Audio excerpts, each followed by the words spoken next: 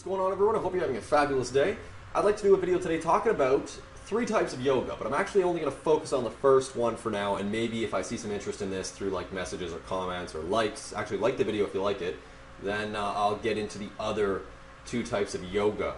Now these 3 types of yoga are referred to in the Bhagavad Gita text, which is a Hindu text, and the one I'd like to focus on talking about today is called Karma Yoga. And the other ones is Bhakti Yoga and Jnana Yoga, or Jnana. I'm not entirely sure how to pronounce it. Jnana. I'll put them up on the screen, and they'll be in the description below so you can have a look at them as well. So Karma Yoga, Bhakti Yoga, and Jnana Yoga, or Jnana. So I'd like to talk about Karma Yoga today, which it could be simply described as the yoga of action. Now, this would be like selfless action as you go about your day-to-day life in the world. You are performing karma yoga when you are taking selfless acts and servicing humanity. So you're performing service to humanity. I'll give you an example of part of what I believe my karma yoga is personally for myself.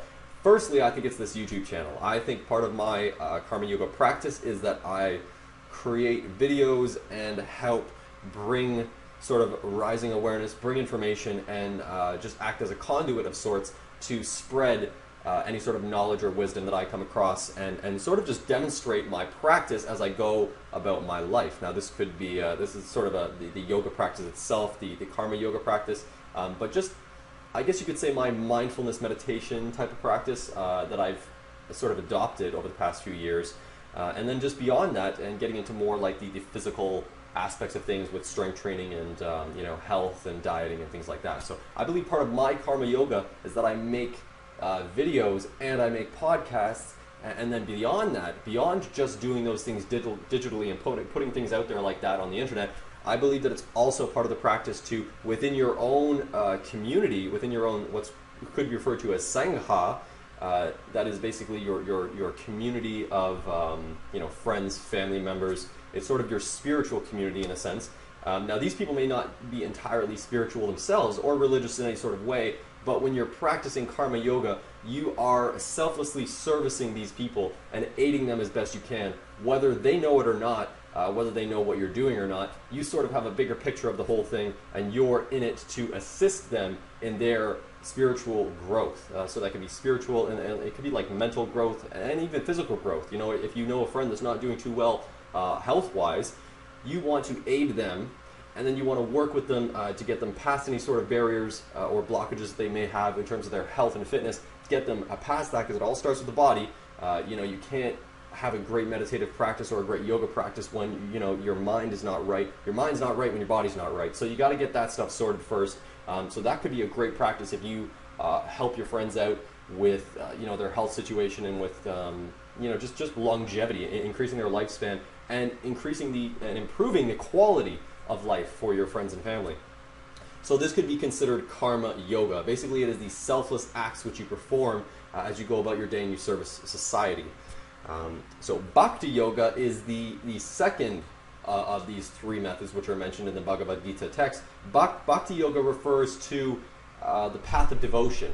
Now this could be the path of devotion to God, or to your guru if you happen to have one, or if you you know, pray to one. And when I say guru, I could just mean like some people pray to Jesus or Prophet Muhammad. You know, the list goes on and on and on. You could just basically, you practice devotion towards that. Honestly, I guess you could say that I don't necessarily pray to, but I guess you could say I practice a certain sort of prayer or meditation where I will involve a lot of Hindu gods. You know, I'll involve Shiva, and you can pray to Shiva as your form of devotion, Shiva the Destroyer. So look up that if you're really interested in Hinduism and Hindu religions. All of the stuff in the description below. Check it out.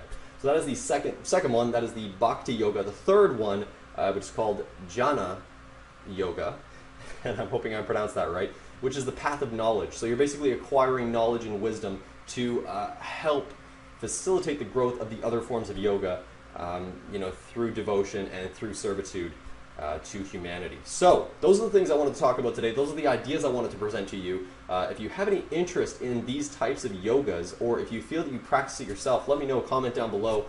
You know, really interested in hearing about this stuff. Do you help your community? Do you help your friends and family? Do you try to act as a conduit of information to fuel the growth of these individuals that are around you? That's karma yoga. So let me know what you think of this episode, this video. Comment down below. Again, I've been doing a lot of podcasts on the We the Ether podcast, which I started up a little while back. I'll link in the description to the latest episode of that is going to be below. Also, what I'd like to recommend is a podcast network, and it's called the Be Here Now Network, and it's actually run by a series of people, but there's several podcasts within this network, which is, well, the podcasts themselves are just amazing. The people they have speaking are amazing. Lately, I've been listening to a lot of Ram Dass, if you're familiar with that individual. Again, link in the description below to Ram Dass's Be Here Now network. He's an author and a public speaker, and yeah, so that's what I've been up to. That's what I've been checking out. I'm going to put up a training video probably next week, or I might try to squeeze it in later this week. We'll see. But thank you for listening to this video. Thank you for watching, as always, and I will catch you again in that next one.